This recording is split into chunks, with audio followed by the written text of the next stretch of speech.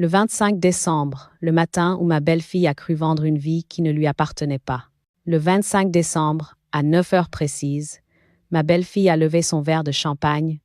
Oui, du champagne le matin, comme si le faste pouvait masquer la cruauté, et elle a prononcé la phrase la plus froide que j'ai jamais entendue. « Denise, la maison est vendue. Il faudra préparer vos affaires. La maison est vendue. Comme on dirait, le rôti est prêt. La nappe est repassée. Le taxi arrive à midi. Je suis restée figée, la petite cuillère en l'air, au-dessus de ma tasse de thé à peine tiède.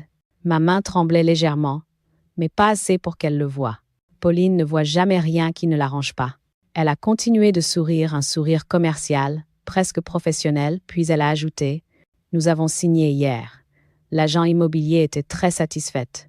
À votre âge, c'est bien d'être soulagé d'un poids. » Soulagé d'un poids, ma maison, mon refuge. La seule chose que j'ai sauvée de ma vie avec Henri, un poids.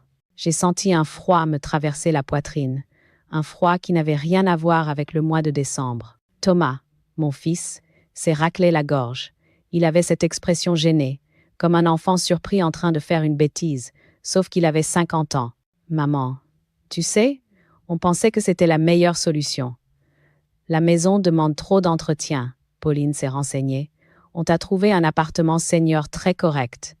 Et puis, il n'a pas fini sa phrase.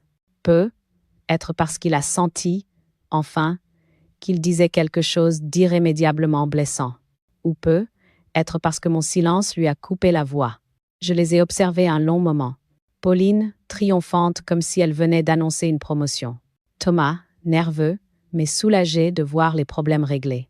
Les décorations de Noël encore accrochées au mur, les guirlandes dorées, la musique douce en fond, tout semblait étrangement déplacé, presque grotesque. Et moi, assise sur cette chaise, j'étais censée dire quoi? Merci? Bravo? Quelle idée lumineuse! La veille au soir, ils m'avaient invité à dormir chez eux pour éviter la route le matin de Noël. J'avais accepté, naïvement, parce que j'y voyais un signe d'attention. Je me trompais. J'étais la dernière convive d'un dîner où tout semblait déjà décidé depuis longtemps. Les discussions chuchotées entre Thomas et Pauline, les regards échangés quand j'entrais dans une pièce, les papiers qu'ils rangeaient trop vite, les rires nerveux. Et maintenant, tout était clair. Le 25 décembre, jour sacré de famille, le jour où l'on ouvre son cœur, où l'on partage les souvenirs, où l'on se dit qu'on s'aime encore malgré les années. C'est ce jour-là qu'ils ont choisi pour m'arracher ma maison. Peu être pensait-il que la magie de Noël servirait d'anesthésiant, ou que je serais trop fragile pour réagir, ou simplement qu'une femme de mon âge n'a plus l'énergie pour lutter. Ils oubliaient une chose. Les femmes âgées ne s'effondrent pas. Elles se resserrent. Elles se redressent intérieurement. Elles attendent le moment où la vérité peut se tenir debout toute seule. Pauline poursuivait, toujours debout devant le sapin, le regard pétillant de satisfaction. On a eu une très belle offre. Tu vas pouvoir passer à autre chose, Denise. C'est mieux pour tout le monde. Elle articulait tout le monde, comme si j'étais la pièce en trop, dans un puzzle trop étroit. Elle parlait de ma maison comme on parle d'un objet pratique, d'un meuble encombrant. Je la regardais bouger, ajuster ses boucles d'oreilles, remettre une mèche de cheveux en place. Elle avait déjà tourné la page, comme si j'étais un fichier qu'on archive. Thomas s'est approché de moi, posant une main hésitante sur mon épaule. On t'aidera à déménager. Et puis, l'appartement est joli. Il y a même des animations. Des animations. L'idée qu'on puisse soigner l'abandon avec des lotos du mercredi m'a donné envie de rire et de pleurer à la fois. Je n'ai rien dit. Je me suis simplement redressée. Et à cet instant, pour la première fois, quelque chose en moi s'est mis debout. Un fil intérieur. Une colonne. Une vérité.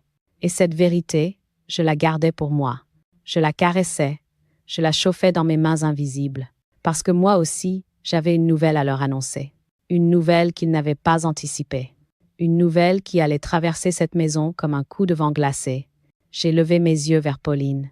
Son sourire s'est élargi, elle croyait que j'allais la remercier. Je n'ai pas encore parlé. Je n'ai pas encore bougé.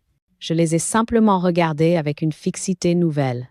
Une fixité qu'ils n'avaient jamais vue chez moi. Car eux, ce matin-là, le 25 décembre, ils croyaient avoir gagné. Ils ne savaient pas que la veille, La veille exactement, le 24 décembre, je m'étais rendue chez mon notaire et que l'acte était déjà enregistré, daté, signé, scellé, irréversible. Leur victoire n'était qu'une illusion. Et moi, dans mon silence, je tenais déjà la vérité. Ce fut ce matin-là, devant un sapin trop brillant, devant un champagne trop matinal, devant deux adultes trop sûrs d'eux, que j'ai senti naître en moi la justice la plus douce et la plus implacable, celle qui ne crie pas, celle qui attend son heure. La maison avant la trahison, quand les murs savaient encore mon nom, avant d'être un poids, comme Pauline l'avait si élégamment formulé devant son sapin de Noël, ma maison avait été une naissance lente, douce, bâtie de mains nues, de rêves simples, et d'une jeunesse que j'ai parfois du mal à reconnaître comme la mienne. Je me souviens encore du jour où Henri et moi avions signé l'acte d'achat, il y a plus de 40 ans. Nous étions jeunes, presque naïfs, le portefeuille léger mais le cœur immense. Nous n'avions pas grand-chose, quelques économies, des meubles récupérés ici et là, et une telle envie d'avenir que rien ne semblait impossible. Henri avait posé sa main sur la mienne en sortant de l'étude du notaire et m'avait dit, avec cette assurance tranquille qu'il habitait toujours, « On va y être bien, Denise. Ce sera notre maison, notre histoire, notre refuge. » Et il avait raison. La maison n'était pas parfaite. Le toit fuyait parfois, les volets grinçaient, le jardin ressemblait à une friche lorsqu'on nous l'a vendu. Mais c'était notre maison, notre défi, notre monde. Les premières années ont été les plus belles. Le jardin s'est réveillé sous les mains d'Henri, qui avait un don pour apprivoiser le vivant. Il parlait aux arbres comme à des amis, et je crois qu'il l'aimait en retour. Le lilas près de la fenêtre de notre chambre, c'est lui qui l'a planté. Chaque printemps, il fleurissait avec une générosité presque indécente, comme pour nous rappeler que le bonheur peut pousser même dans les terres les plus modestes. Moi, j'avais fait de la maison un foyer. J'y avais cousu les rideaux, j'y avais peint les murs, j'y avais posé les photos, j'y avais préparé des milliers de repas, j'y avais élevé Thomas, j'y avais posé ma tête sur l'épaule d'Henri les soirs où la vie nous semblait trop lourde. Cette maison a vu mes joies, mes fatigues, mes colères parfois. Elle a vu mes rires dans la cuisine, mes pas précipités dans le couloir quand Thomas faisait ses premiers pas, mes nuits blanches lorsque la fièvre de mon fils montait, mes réveils silencieux lorsque Henri partait tôt pour les chantiers. Elle n'était pas un bien immobilier. Elle était une mémoire. Elle avait un souffle. Elle avait une âme. Elle m'avait tenu debout lorsque plus rien d'autre ne le pouvait. Puis le temps est passé. Henri est parti trop tôt, comme tous les hommes qui aiment trop le travail et pas assez leur propre santé. Le jour de son enterrement, lorsque je suis rentrée seule dans la maison, j'ai cru que les murs allaient s'effondrer sur moi. Mais non, ils m'ont accueilli. Ils ont gardé le silence qu'il fallait. Ils m'ont laissé pleurer sans témoin. Je me suis assise sur le fauteuil d'Henri, celui près de la fenêtre, et j'ai regardé les lilas danser au vent. Je me souviens d'avoir murmuré « Je vais continuer mon amour, pour nous deux », et je l'ai fait, année après année, saison après saison. La maison, c'était tout ce qu'il me restait de lui. Quand Thomas a grandi, il a quitté la maison avec cette assurance légère des jeunes adultes qui pensent que la vie leur appartient tout entière. Et j'étais heureuse pour lui. Une mère ne garde pas ses enfants. Elle les accompagne jusqu'à la porte. Pauline est arrivée quelques années plus tard. Je n'ai jamais su si elle m'aimait, mais je savais qu'elle aimait ce que mon fils représentait. Un avenir stable, une vie organisée, un nom qui sonnait bien. Elle n'a jamais aimé la maison en revanche. Trop vieille, trop sombre, trop, rien à faire des histoires du passé, comme elle disait. Elle regardait mon jardin comme un fardeau, mes souvenirs comme des encombrements, et mes gestes comme ceux d'une femme qui devrait simplifier les choses. Simplifier. Ce mot revenait souvent dans sa bouche. Simplifier, en vidant. Simplifier, en vendant. Simplifier, en écartant.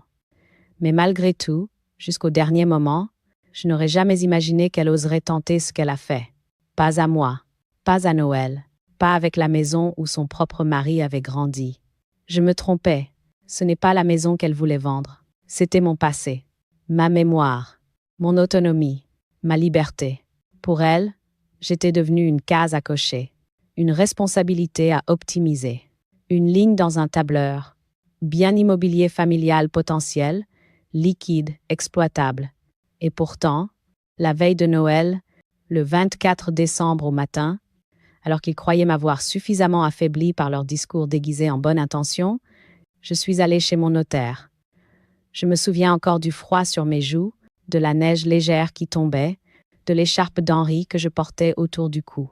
Et tandis que je signais, une pensée n'a cessé de tourner en moi, douce et tranchante.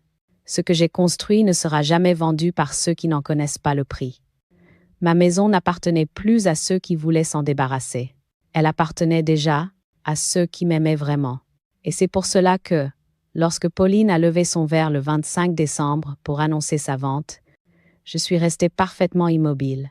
Parce que moi, je savais déjà que le passé avait été protégé. Et que leur victoire, si bruyante, n'était qu'un mensonge qui attendait de s'effondrer. Les petites fissures qui annoncent les grands effondrements, les choses ne s'écroulent jamais d'un coup. Elles commencent par de minuscules craquements, des remarques légères, des gestes anodins qui, mis bout à bout, finissent par dessiner une évidence. On n'est plus vraiment à sa place. Avec Pauline, tout a commencé comme cela, très doucement, presque imperceptiblement. Pendant des années, j'ai voulu croire qu'elle m'aimait, ou du moins qu'elle me respectait. Mais en vérité, elle ne respectait que ce qui pouvait lui être utile. Et peu à peu, j'ai compris que je faisais partie de ce qui la dérangeait. Les premiers signes furent presque charmants. De petites phrases, dites avec le sourire. « Denise, tu devrais aérer plus souvent. Cette maison garde les odeurs. Les meubles anciens, c'est joli, mais ça prend tellement de place. Tu devrais vider un peu les placards. Ça te simplifierait la vie. » Simplifier. Toujours ce mot. Ce verbe qui, chez elle, signifiait enlever, réduire, effacer. Puis il y eut les conseils de plus en plus insistants. Tu devrais vendre le buffet d'Henri. Ça ne sert à rien. Le jardin te fatigue. Pourquoi ne pas le laisser à quelqu'un d'autre? À ton âge, une maison, ce n'est plus raisonnable. À mon âge, comme si vieillir me retirait le droit de posséder quelque chose. Comme si mes murs avaient cessé de m'appartenir au même rythme que mes rides apparaissaient. Je souriais. Je changeais de sujet. Je me disais, elle ne le fait pas exprès. Elle ne comprend pas. Ce n'est pas grave. Les phrases que toutes les mères se répètent pour éviter la douleur. Puis vinrent les gestes, de petits gestes très calculés. Un jour, j'ai retrouvé mon vieux service à café, déplacé dans un carton, pour gagner de la place. Un autre, le livre de recettes de ma mère avait disparu de la cuisine. Pauline avait rangé les étagères, m'expliqua-t-elle, sans me regarder. Je ne disais rien. Je n'osais pas. On ne se défend pas facilement contre quelqu'un qui prend soin d'être faussement délicat. Mais à chaque geste, une partie de moi se retirait en silence, comme si je perdais du terrain dans ma propre maison. Puis il y eut les papiers. Les papiers. Les femmes âgées en ont peur, et à juste titre, car c'est souvent à travers eux que commence la dépossession. Pauline arrivait avec des dossiers couleur ivoire, des stylos noirs, des formulaires pré-imprimés. C'est pour t'aider, Denise. Il faut penser à l'avenir. Tu devrais me donner procuration pour simplifier certaines choses. On pourrait mettre ton nom et celui de Thomas, ce serait plus clair. La banque, c'est compliqué pour toi. Je peux m'en occuper. Je refusais, poliment. Je disais que je préférais tout gérer moi-même. Elle soupirait, exaspérée, comme devant une enfant têtue. Une fois, elle m'a presque arraché un papier des mains. « Laisse-moi regarder, je comprends mieux que toi. » J'ai ressenti une brûlure dans la poitrine, une humiliation sans témoin, une humiliation silencieuse. Puis vinrent les discussions plus lourdes. Le mot « maison » apparaissait de plus en plus souvent dans ces conversations, mais pas comme un lieu, plutôt comme une opportunité. Tu sais, ce quartier prend de la valeur. On pourrait faire quelque chose de bien avec ce terrain. Ce serait dommage de laisser cette maison se dégrader. Il y a des investisseurs intéressés. Thomas et moi, on a réfléchi. Une vente serait raisonnable. Raisonnable. Je détestais ce mot dans sa bouche. Il sonnait comme un verdict, avant même le procès. Thomas, lui, ne disait rien. Il était dans cette position confortable et lâche que prennent certains hommes. Il laisse sa femme parler pour lui, il se cache derrière les phrases qu'il ne prononce pas, il évite de se salir les mains, tout en sachant très bien ce qui se prépare. Je voyais sa gêne, je la sentais, mais il ne m'a jamais défendue. Cette absence de geste m'a blessé plus encore que les phrases de Pauline. Et puis il y eut ce jour d'automne, un jour gris, humide, chargé de feuilles collées au sol. Pauline est arrivée avec un dossier bleu nuit. Elle avait ce sourire particulier qu'elle réservait au moment où elle croyait avoir gagné. « Denise, j'ai fait les démarches. Il ne reste plus qu'à signer pour que la maison soit officiellement mise sur le marché. Avec ton accord, bien sûr. » Elle avait dit ton accord comme on dit ton tampon obligatoire. J'ai pris le dossier, j'ai lu, et j'ai compris. Elle avait préparé un mandat de vente, avec mon nom mal orthographié, et celui de Thomas, placé habilement pour simplifier les démarches administratives. Un mandat presque prêt, un piège presque fermé. Je me suis assise. Je me suis sentie vieille, vulnérable, effacée. Une femme qui dérange. Une femme dont on veut s'occuper. Mais à ce moment-là, au moment précis où j'ai senti la panique monter, quelque chose en moi a refusé de mourir. Une dignité ancienne, une colonne vertébrale oubliée. Une force lente. J'ai demandé du temps pour réfléchir. Pauline est partie satisfaite. Thomas a gardé le silence. Et moi, ce soir-là, j'ai compris que je payais le prix d'une vie entière de douceur, que ma fragilité les rassurait, que ma maison, peu à peu, sortait de mes mains. Mais ce qu'ils ignoraient, c'est que la douceur, lorsqu'on la pousse trop loin, devient un silex. Et qu'un silex, quand il se heurte à l'injustice, peut produire une étincelle. C'est cette étincelle-là qui allait changer l'histoire. Quand l'injustice cesse d'être une blessure et devient un point de non-retour, la vie ne vous prévient jamais quand elle bascule. Ce sont rarement les grands drames qui vous renversent. Non. Ce sont les gestes minuscules, les phrases anodines, les papiers signés dans votre dos qui, soudain, transforment une femme douce en femme lucide. La goutte d'eau, la mienne est tombée un mercredi de décembre, une semaine avant Noël. Ce matin-là, Pauline est arrivée chez moi à l'improviste, sans même s'être annoncée. Elle a sonné 2 fois, puis elle est entrée avant que j'aie fini d'atteindre. L'entrée, elle avait déjà le double de ma clé, pour m'aider, disait-elle. Elle avait un manteau beige parfaitement ajusté, un classeur fin sous le bras, et ce sourire professionnel qu'elle réservait au moment où elle venait m'imposer quelque chose sous prétexte de bienveillance. « Denise, je ne reste pas longtemps. J'ai juste 2 ou 3 papiers à te demander de relire. Rien de grave. Une formalité administrative. Une formalité. » Avec Pauline, ce mot signifiait toujours quelque chose d'essentiel. Elle a posé son classeur sur ma table, a sorti une feuille cartonnée, l'a fait glisser vers moi. Puis elle a sorti un stylo. « Tu pourrais signer ici ? Ça évitera tellement de complications. » J'ai baissé les yeux. C'était un document de mise en conformité pour des travaux envisagés. Très vague. Trop vague. Je l'ai lu 1 fois, puis 2. Et à la 2e lecture, je l'ai vu. Tout en bas, en petits caractères, un paragraphe mentionnant un engagement de vente conditionnel, une sorte d'accord préliminaire permettant à un acheteur potentiel de réserver la maison en cas de libération rapide du bien. Réservé, comme une chambre d'hôtel. Comme si ma maison, mon histoire, mon deuil, mes souvenirs avec Henri pouvaient être réservés. Je me suis figée. Pauline, voyant mon silence, s'est approchée et a mis sa main sur mon épaule comme on tapote un enfant capricieux. « Denise, vraiment, c'est l'occasion ou jamais. Tu n'as plus l'énergie de t'occuper de tout ça. On se charge de tout. Et puis, l'acheteur est sérieux. Il a déjà fait une offre. Une très bonne offre. » Elle respira profondément, satisfaite, puis ajouta avec un demi-sourire « Il ne manque plus que toi. » Cette phrase a été un choc. Elle parlait de cette maison comme si j'étais un obstacle. Un dernier détail. Je lui ai demandé, d'une voix calme, « Thomas est au courant ?» Elle a hésité 1 seconde. Une seule. Et j'ai compris que non. « Bien sûr. Enfin, il me fait confiance. Tu sais comment il est. » Non. Je savais comment elle était. Et comment Thomas se laissait guider. J'ai tourné doucement la feuille vers elle. Ce document n'est pas une simple formalité. Il s'agit d'un accord de vente anticipé, Pauline. Elle a haussé les épaules. Mais enfin, Denise, arrête de dramatiser. Tout le monde fait ça maintenant. Et puis, tu n'allais pas rester ici pour toujours. On essaie juste de t'aider.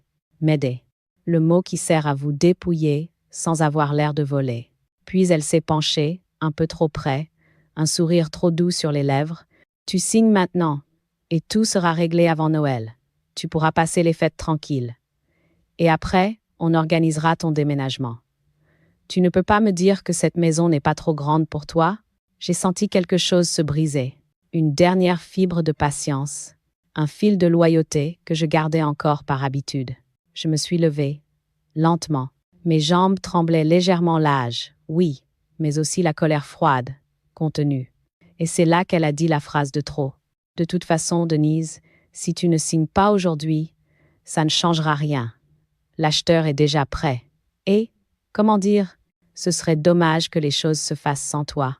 Sans moi. Cette menace voilée. Ce glissement du conseil à la manipulation.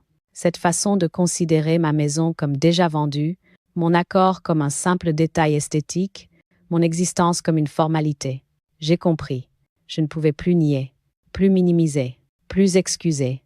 Pour la première fois depuis des années, je l'ai regardé droit dans les yeux et j'ai dit, d'une voix douce mais nette, « Pauline, tu devrais partir. » Elle a reculé, surprise, presque vexée. Tu réagis mal, Denise. Tu te mets des idées en tête. On t'aime, tu le sais. On veut ton bien. Je n'ai pas baissé le regard. Pars. Elle a pris son manteau, l'air offusqué, blessé dans son orgueil, et elle est sortie en claquant presque la porte, chose qu'elle ne faisait jamais en ma présence. Quand le silence est retombé, lourd, plein, immense, je me suis assise. J'ai pris le document, je l'ai relu. Chaque mot, chaque ligne, chaque piège. Et là, seule dans ma cuisine, je me suis revue dans le miroir du four. Pas une vieille femme fragile, pas une mère dépassée, pas une veuve fatiguée. Non, je me suis vue comme Henri me voyait autrefois. Une femme capable, une femme debout, une femme qui pense. Et je me suis dit cette phrase, en murmurant comme un serment, « Ils veulent vendre ma maison. Ils ne savent pas que j'ai encore une voix. » Et que cette fois, elle sera écrite. Cette phrase-là a été la goutte d'eau. La dernière, celle qui fait basculer une vie. La nuit où la peur a cédé la place à une lucidité implacable. Je crois qu'il existe, dans la vie d'une femme, des nuits qui ne ressemblent à aucune autre. Des nuits où l'on ne dort pas. Non pas parce que le corps refuse le repos, mais parce que l'âme, elle, refuse l'oubli. La mienne a commencé le soir même, où Pauline avait quitté ma maison en claquant presque la porte. Il faisait froid. Le vent frappait les fenêtres, et je me suis retrouvée seule dans la cuisine, le document de prévente entre les mains, comme une preuve matérielle de ma propre naïveté. Je me suis assise à la table, celle où Henri lisait son journal le matin, celle où j'avais tenu la petite main de Thomas quand il apprenait à écrire. Tout semblait si loin, et pourtant si proche. Je regardais les mots imprimés sur la feuille. Des lignes, des clauses, des conditions. Tout était clair, précis, inattaquable, si l'on n'avait pas vu le piège. Mais moi, je le voyais. Et pour la première fois depuis longtemps, je n'ai plus peur de le nommer. C'était une tentative de dépossession. Pas seulement de ma maison, de ma place, de mon existence, de ma valeur. Je me suis levée et j'ai marché lentement dans le couloir. Mes doigts frôlaient les murs, comme si je voulais leur demander pardon, de ne pas les avoir protégés plus tôt. Dans la chambre, j'ai allumé une petite lampe. La lueur était douce, presque tremblante. Je me suis assise au bord du lit. Mon cœur battait vite, mais pas de peur, de colère. Une colère froide, une colère silencieuse, une colère ancienne que je croyais éteinte. Henri disait toujours, « Denise, les injustices ne disparaissent pas.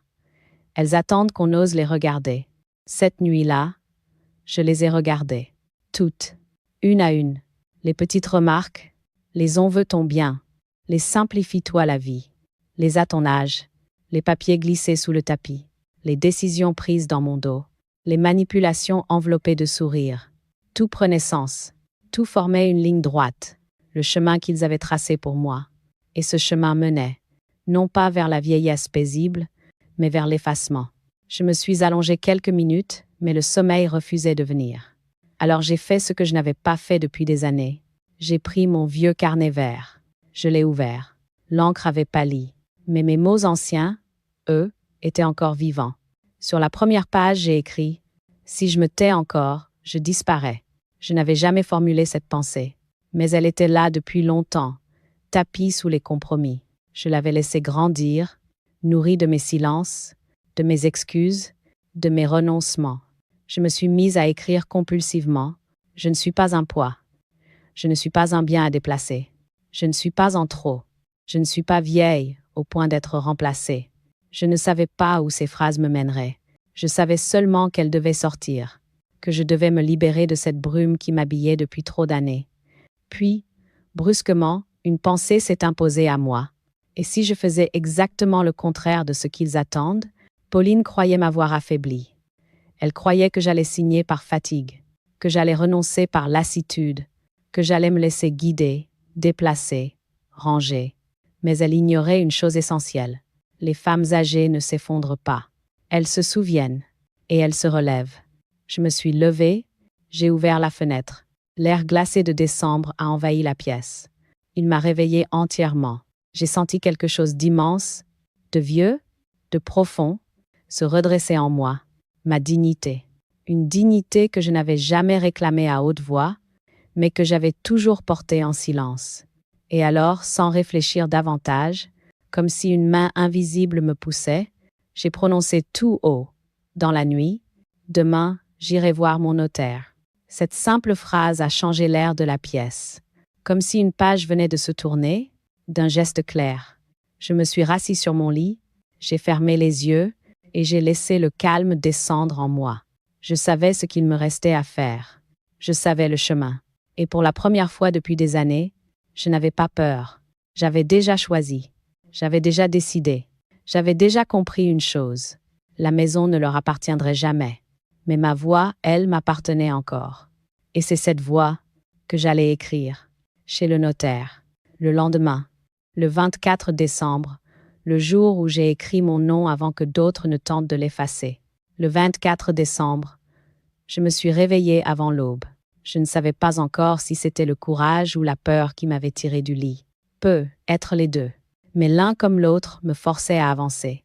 J'ai enroulé autour de mon cou l'écharpe d'Henri, cette écharpe bleu marine qu'il portait l'hiver, et qui avait encore, malgré les années, un parfum de bois coupé. Je me suis regardée dans le miroir de l'entrée. Mes mains tremblaient. Oui, mes épaules étaient moins droites qu'autrefois. Mais dans mes yeux, je voyais quelque chose que je n'avais plus remarqué depuis longtemps, de la décision. J'ai attrapé mon sac, mon carnet vert, mon dossier de papier. Puis j'ai quitté la maison silencieuse, en laissant la porte se fermer doucement derrière moi, comme si je signais un pacte avec moi-même.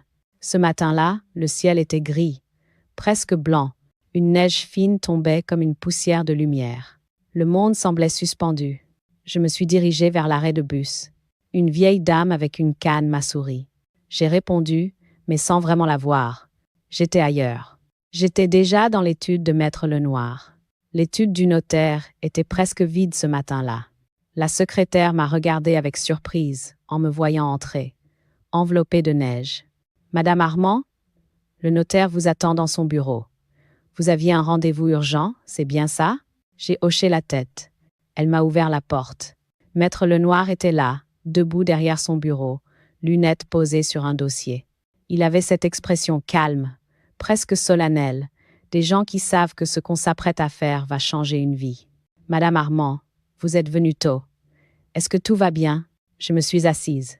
Je n'ai pas tourné autour du pot. Il ne servait à rien de maquiller la vérité.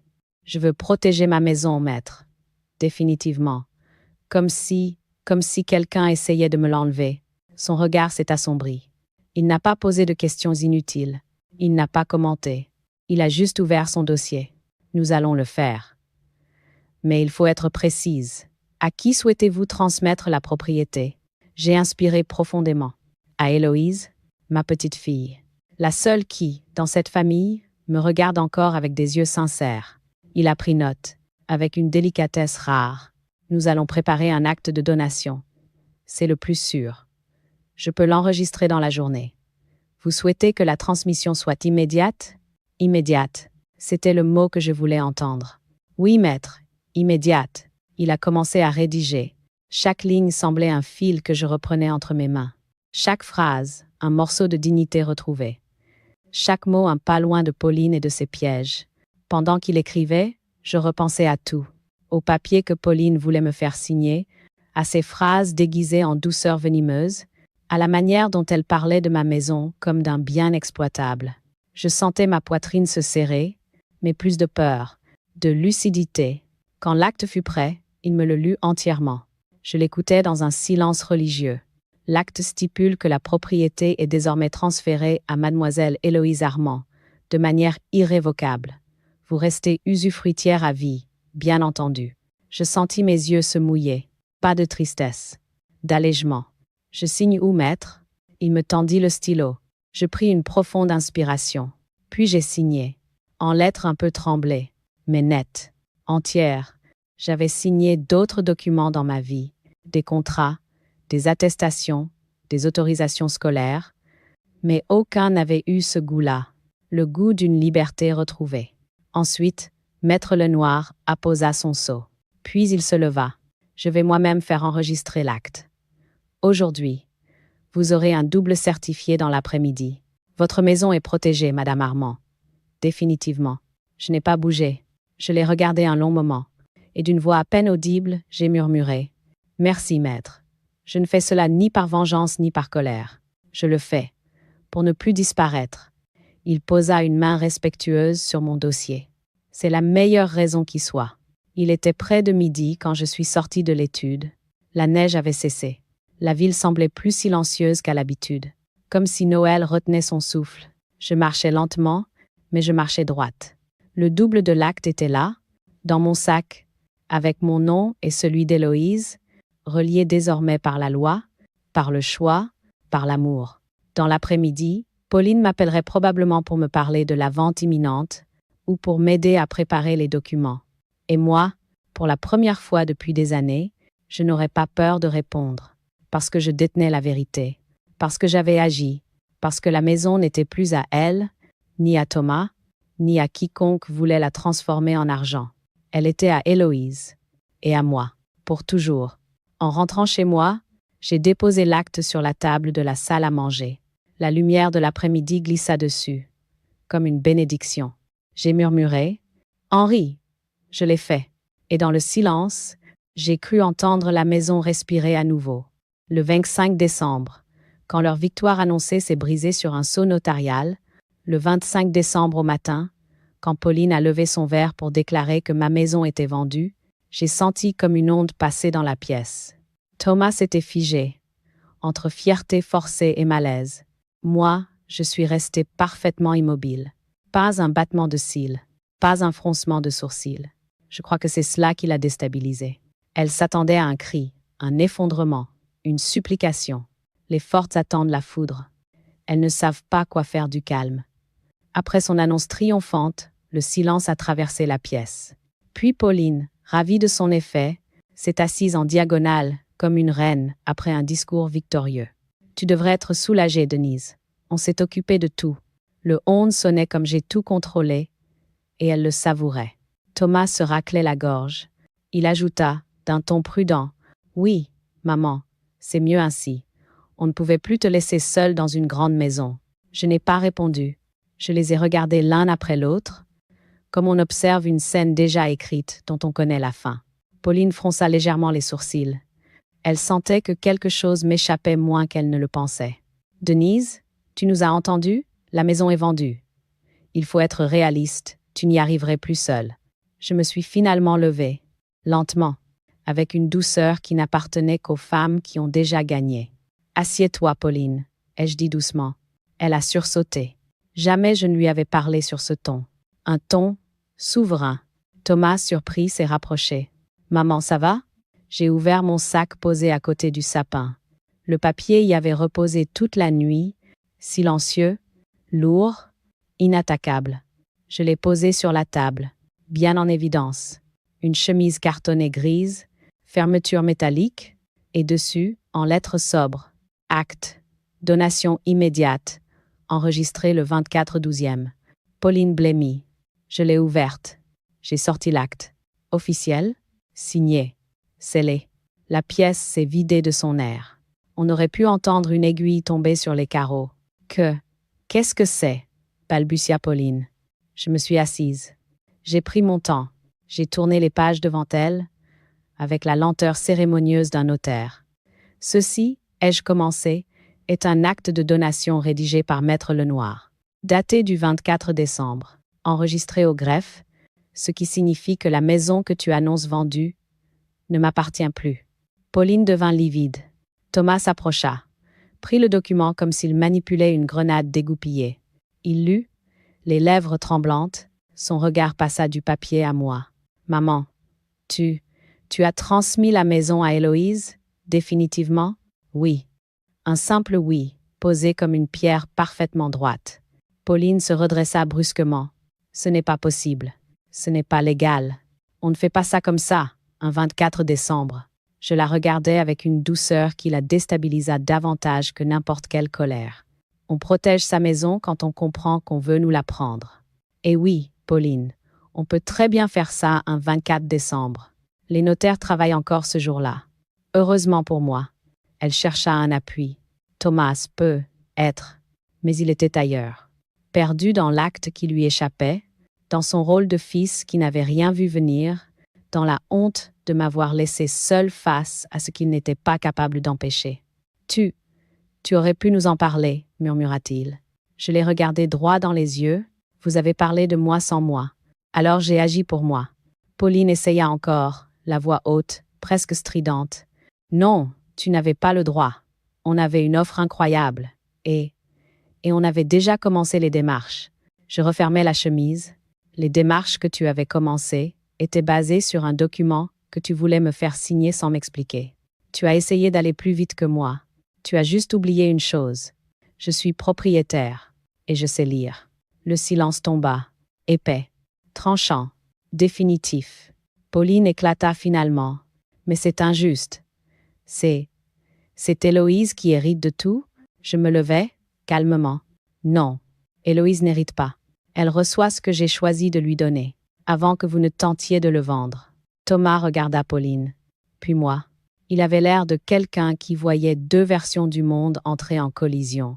Maman, je suis désolée. Je ne savais pas. Je n'ai pas voulu que... Je posai ma main sur son bras. Je sais, mais tu n'as rien empêché non plus. Il baissa la tête. Pauline, elle, cherchait encore une issue. Un recours. Une faille. On peut contester. On peut. Non, ai-je coupé. L'acte est enregistré. Scellé. Irrévocable. Le piège s'est refermé. Mais pas sur moi. Pauline devint silencieuse.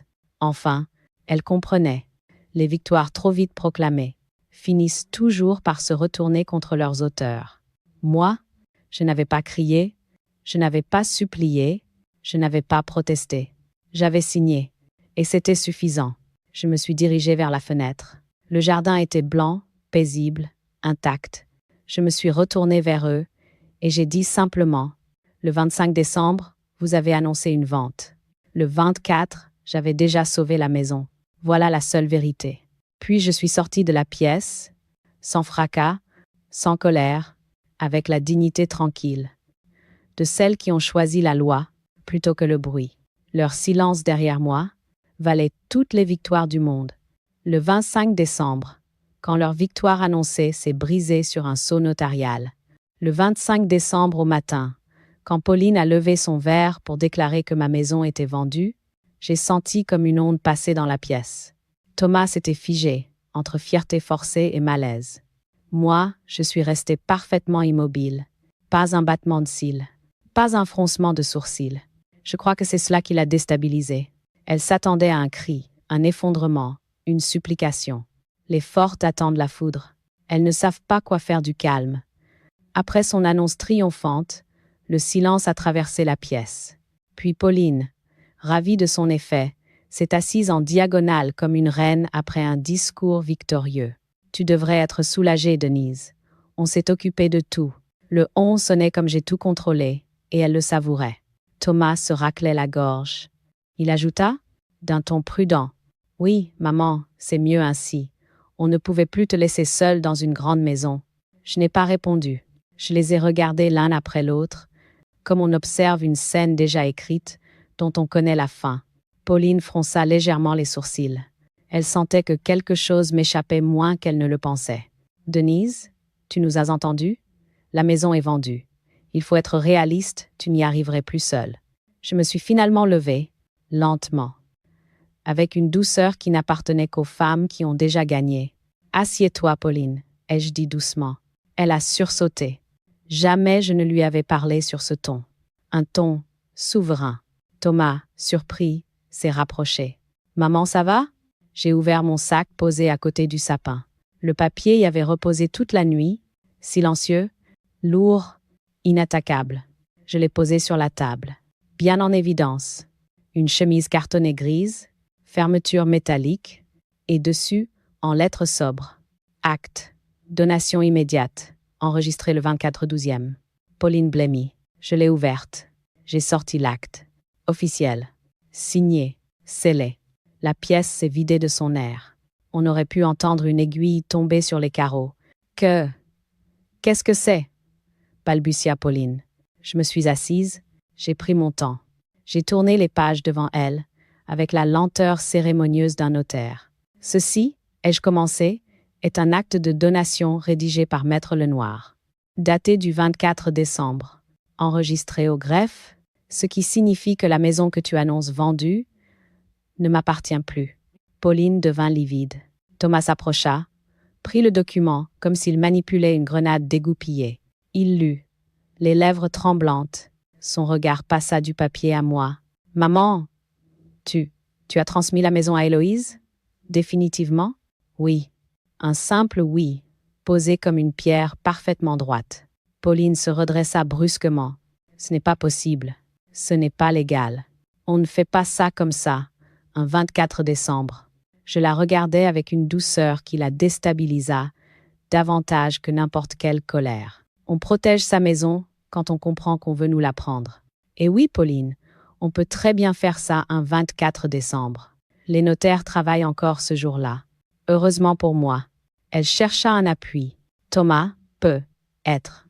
Mais il était ailleurs, perdu dans l'acte qui lui échappait, dans son rôle de fils qui n'avait rien vu venir, dans la honte de m'avoir laissé seule face à ce qu'il n'était pas capable d'empêcher. Tu aurais pu nous en parler, murmura-t-il. Je l'ai regardé droit dans les yeux.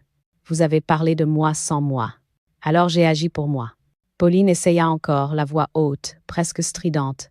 Non, tu n'avais pas le droit. On avait une offre incroyable. Et on avait déjà commencé les démarches. Je refermai la chemise. Les démarches que tu avais commencées étaient basées sur un document que tu voulais me faire signer sans m'expliquer. Tu as essayé d'aller plus vite que moi. Tu as juste oublié une chose. Je suis propriétaire et je sais lire. Le silence tomba, épais, tranchant, définitif. Pauline éclata finalement. Mais c'est injuste. C'est Héloïse qui hérite de tout? Je me levai, calmement. Non, Héloïse n'hérite pas. Elle reçoit ce que j'ai choisi de lui donner, avant que vous ne tentiez de le vendre. Thomas regarda Pauline. Puis moi, il avait l'air de quelqu'un qui voyait deux versions du monde entrer en collision. Maman, je suis désolée. Je ne savais pas, je n'ai pas voulu que... Je posai ma main sur son bras. Je sais, mais tu n'as rien empêché non plus. Il baissa la tête. Pauline, elle, cherchait encore une issue, un recours, une faille. On peut contester. On peut. Non, ai-je coupé. L'acte est enregistré, scellé, irrévocable. Le piège s'est refermé, mais pas sur moi. Pauline devint silencieuse. Enfin, elle comprenait. Les victoires trop vite proclamées finissent toujours par se retourner contre leurs auteurs. Moi, je n'avais pas crié, je n'avais pas supplié, je n'avais pas protesté. J'avais signé, et c'était suffisant. Je me suis dirigée vers la fenêtre. Le jardin était blanc, paisible, intact. Je me suis retournée vers eux, et j'ai dit simplement, « Le 25 décembre, vous avez annoncé une vente. Le 24, j'avais déjà sauvé la maison. Voilà la seule vérité. » Puis je suis sortie de la pièce, sans fracas, sans colère, avec la dignité tranquille, de celles qui ont choisi la loi, plutôt que le bruit. Leur silence derrière moi valait toutes les victoires du monde. Après la tempête, il reste toujours une lumière que rien ne peut souffler. Les jours qui ont suivi ce Noël bouleversé ont été étranges. Étranges, mais étonnamment doux. Je me serais attendue à ressentir du vide, du regret, être même de la culpabilité. On est mère, après tout. On apprend à porter la faute avant même de comprendre si elle nous appartient. Mais non, je ne ressentais rien de tout cela. Ce que je ressentais, c'était une légèreté nouvelle, comme si j'avais ôté un manteau trop lourd que je portais depuis 20 ans, sans même m'en rendre compte. Le lendemain, Thomas est revenu. Seul, comme je lui avais demandé. Il avait l'air fatigué, le visage tiré, les épaules basses. Il n'avait plus l'air d'un homme sûr de lui, mais d'un fils, simplement. Un fils perdu au milieu d'un entre-deux. Son devoir, son épouse, sa mère. Nous avons parlé longtemps, posément. Je ne lui ai rien reproché. Je n'ai pas mentionné Pauline. Je n'ai pas parlé de l'acte, ni de Noël, ni des cris. Ce jour-là, j'ai compris quelque chose d'essentiel. Certains enfants n'ont pas besoin de reproches. Ils ont besoin de limites. Des limites qu'ils croyaient avoir le droit de franchir, et qu'un jour, leur mère remet devant eux, calmement, fermement. Il m'a prise dans ses bras avant de partir. Cela ne s'était pas produit depuis la mort d'Henri. Je ne savais pas si c'était un début, une étape ou une tentative maladroite. Mais je savais que c'était sincère. Et pour moi, cela suffisait. Les jours ont passé. J'ai rangé la maison. Pas comme on se débarrasse, mais comme on réapprend à habiter. J'ai déplacé quelques meubles, laissé la lumière entrer différemment, réouvert des pièces que je n'utilisais plus. Et surtout, j'ai retiré de la maison cette impression lourde d'être constamment sous évaluation. Comme si chaque objet était sur le point d'être jugé, déplacé, vendu. La maison respirait enfin. Et moi avec. Puis il y eut Héloïse. Elle est venue me voir le 28, trottinant dans la neige avec ses joues rouges et ses tresses qui dépassaient de son bonnet. Quand je lui ai ouvert, elle a lâché sans préambule. « Mamie, papa dit que tu lui as fait une belle surprise. Et que la maison est à moi maintenant. C'est vrai ?» J'ai souri. Un vrai sourire. Un sourire qui venait de loin. « Oui, mon cœur. Un jour, elle sera à toi. Mais pour l'instant, elle est à nous deux. » Ses yeux se sont agrandis, brillants comme deux perles mouillées. « Alors, je peux venir quand je veux, même quand papa dit que ce n'est pas pratique ?» J'ai posé ma main sur sa joue glacée. « Toujours, Héloïse. Ma porte ne te sera jamais fermée, ni maintenant, ni plus tard. » Elle m'a serré si fort que j'ai senti son petit cœur taper contre mon manteau. Et ce jour-là, j'ai compris que j'avais transmis bien plus qu'une maison. J'avais transmis un refuge, une continuité, une mémoire. L'hiver avançait, et je me suis mise à reprendre des choses simples. Mon tricot, mes promenades le long de la Saône, mes lectures du soir. Je n'étais plus en attente de validation, ni en vigilance constante. J'avais retrouvé ce que j'avais perdu depuis longtemps, le droit de vivre doucement. Un matin, j'ai même décidé de repeindre la petite chambre du haut, celle où dormait autrefois Thomas, puis plus tard Héloïse lors de ses rares visites. J'ai choisi une couleur claire, presque nacrée. La pièce a pris un air neuf, frais, presque printanier malgré le gel dehors. Chaque coup de pinceau effaçait un peu plus. La peur, la résignation, l'invisibilité que Pauline avait essayé de déposer sur moi. Un soir, Héloïse m'a demandé « Mamie, tu es fâchée contre papa ?» Je l'ai regardée longuement, ce regard qu'une grand-mère pose sur la vie elle-même. « Non, mon ange, on ne se fâche pas avec un enfant qu'on a porté dans son cœur. On lui montre juste jusqu'où il peut aller, et quand il doit s'arrêter. » Elle a hoché la tête, sage comme les enfants qui comprennent plus qu'on ne le croit. En janvier, Thomas a commencé à revenir plus souvent, toujours seul. Au début pour prendre des nouvelles, puis pour boire un café, puis pour ranger la remise avec moi, puis simplement pour être là. Je ne cherchais pas à reconstruire ce qui avait été abîmé. Je le laissais venir. Je le laissais apprendre. Je le laissais réfléchir à ses propres choix. Il y a des réparations qui ne se font pas avec les mots. Elles se font avec la constance, avec la présence, avec le temps. Et moi, j'avais tout mon temps. La vie avait repris un rythme paisible, un rythme qui ne ressemblait qu'à moi, sans précipitation, sans crainte, sans commentaires venimeux sur mes meubles, sur mon âge, sur mes choix. La maison était redevenue ce qu'elle devait être, un lieu de vie, pas un enjeu. C'est étrange, mais je crois que pour la première fois depuis la mort d'Henri, J'ai senti que je n'étais plus une femme en sursis. J'étais une femme debout, entière, libérée de l'idée qu'elle pouvait déranger. Et cela, c'était une renaissance silencieuse, mais profonde. Le dernier mot d'une femme qui a enfin repris sa place. On dit souvent que la vieillesse est un effacement, une sorte de glissement lent vers les marges, comme si les années qui passent devaient nous rendre plus petites, moins visibles, moins importantes. Moi, je croyais cela aussi. Pendant longtemps, je croyais que pour être aimée, il fallait être discrète.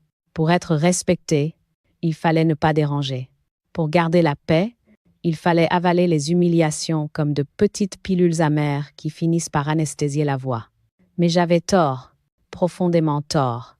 Ce Noël-là, ce Noël brisé et reconstruit, m'a appris une vérité simple. Ce n'est jamais l'âge qui efface une femme. Ce sont ceux qui profitent de son silence. Et parfois seulement, il suffit d'une signature, d'un acte posé avec calme, pour rappeler au monde que l'on existe encore, que l'on pense encore, que l'on décide encore. Dans les semaines qui ont suivi cette fameuse journée, j'ai souvent réfléchi à ce que j'avais fait, non pas pour le juger, mais pour le comprendre en profondeur. Avais-je agi par vengeance? Non. Je le sais aujourd'hui plus clairement que jamais. J'ai agi par nécessité, par survie, par fidélité à la femme que j'avais été, avant que la fatigue n'entre dans ma vie, sous la forme d'un sourire poli et d'un « on veut t'aider ». J'ai protégé ce qui m'appartenait. Et ce que j'avais bâti avec Henri, la maison, ce n'était pas 4 murs. C'était notre histoire, notre lutte, nos économies, nos compromis, nos rires, nos dimanches, notre table en bois usée par les repas sans fin. La transmettre à Héloïse n'était pas une punition pour les autres. C'était un geste de transmission, un geste de confiance, un geste de mémoire et un geste d'amour. L'amour d'une grand-mère pour la seule personne qui n'a jamais tenté de la faire disparaître. Il m'arrive encore de penser à Pauline. Je me demande si elle a compris, un jour, que je n'étais pas un obstacle à enlever, mais une femme à respecter. Je ne sais pas. Peut être que oui, peut être que non. Mais ce n'est plus mon affaire. Chacun doit porter le poids de ses propres choix.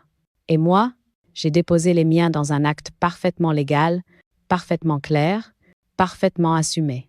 Un acte qui ne criait pas, qui ne menaçait pas, qui ne blessait pas. Un acte qui disait simplement « j'existe ». Quant à Thomas, il revient régulièrement. Pas pour réclamer, pas pour débattre, pas pour corriger le passé. Non, il revient comme un fils, avec une hésitation, une douceur maladroite, une volonté de comprendre plutôt que de prendre. Nous avançons doucement, pas à pas. Nous reconstruisons sans bruit, comme 2 personnes qui apprennent à se découvrir autrement, sans les ombres de Pauline, sans la pression, sans les non-dits empoisonnés. Je lui laisse le temps. Il m'en donne aussi. Et parfois, au détour d'une phrase, je reconnais en lui le garçon que j'avais élevé. Loyal, tendre, généreux. Ce garçon-là n'avait pas disparu. Il s'était seulement caché derrière des habitudes, des faiblesses, et une femme qui parlait trop fort pour lui. Quant à moi, je vis maintenant à mon rythme. Un rythme lent, mais non pas fragile. Un rythme choisi. Je me lève tôt, j'ouvre mes volets, laisse la lumière d'hiver glisser sur le parquet. Je bois mon café en regardant la brume s'accrocher au toit de Lyon. Je lis davantage, j'écris dans mon carnet vert. Je cuisine des soupes comme autrefois, pour moi, simplement pour moi. Et Héloïse. Ah, Héloïse. Elle remplit mes après-midi de rire, de crayons de couleur, de confidences murmurées, avec un sérieux délicieux. Je lui apprends à planter des jacinthes. Elle m'apprend les nouveaux mots qui envahissent les cours de récréation. Nous faisons un beau duo, le passé et l'avenir, assises côte à côte, autour d'une tasse de chocolat chaud. Je ne suis pas devenue une héroïne. Je n'ai pas changé le monde. Je n'ai pas défié les lois. J'ai seulement repris la place qu'on m'avait demandé de quitter. Calmement, légalement, dignement. Et c'est être cela, le plus grand acte de résistance qu'une femme de mon âge puisse accomplir. Ne plus laisser les autres décider pour elle. Ne plus laisser les autres parler à sa place. Ne plus laisser les autres définir sa valeur. Aujourd'hui, quand je traverse ma maison, je sens la présence d'Henri non pas comme un chagrin, mais comme une approbation silencieuse. Une main invisible sur mon épaule, un murmure dans la lumière du matin. Je crois qu'il aurait été fier de moi. Pas pour l'acte, pas pour le document, pas pour la victoire, mais pour avoir retrouvé ma voix, cette voix que j'avais oubliée quelque part entre les années, les deuils et les compromis. Une voix qui ne crie pas, qui ne frappe pas, qui ne menace pas. Une voix qui pose, qui trace, qui signe. Une voix de femme, de mère, de grand-mère.